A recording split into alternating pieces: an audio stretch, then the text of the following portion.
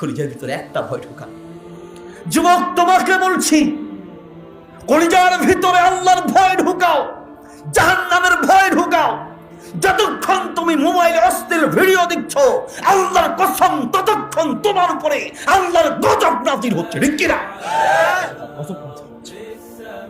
বর্তমান বিজ্ঞানীরা বলছেন, মানুষ ব্রেন স্ট্রোক করার পিছনে অনেকগুলো কারণ আছে।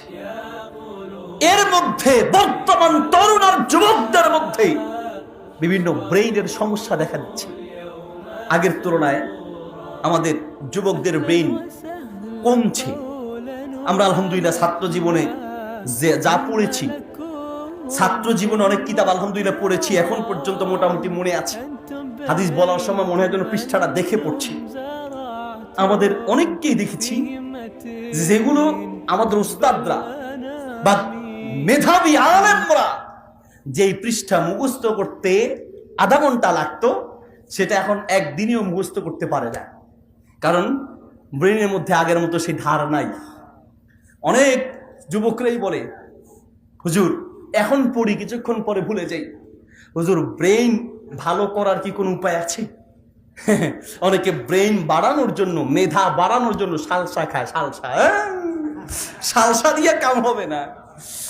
ব্রেন বাড়ানো কমানো এই ক্ষমতা কার? জোরে জোরে কার? আল্লাহর ক্ষমতা। তো ব্রেন বাড়বে যত বেশি আল্লাহর কোরআনের তেলাওয়াত করা হবে, তত বেশি ব্রেন আর মেধা আল্লাহ বাড়িয়ে দিবেন।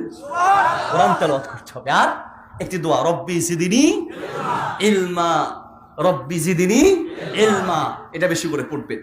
পাশাপাশি রব্বি ইশরাহ লি সাদরি ওয়া ইয়াসসির লি আমরি ওয়াহলুল উকদাতাম মিন লিসানি ইয়াফকাহু কওলি, এই দোয়া বলতে পারেন। পাশাপাশি আল্লাহুম্মা ফাক্কিহনি ফিদ দ্বীন, হে আল্লাহ আমাকে দ্বীনের জ্ঞান বুঝ বাড়িয়ে দাও, এগুলো দোয়া করবেন।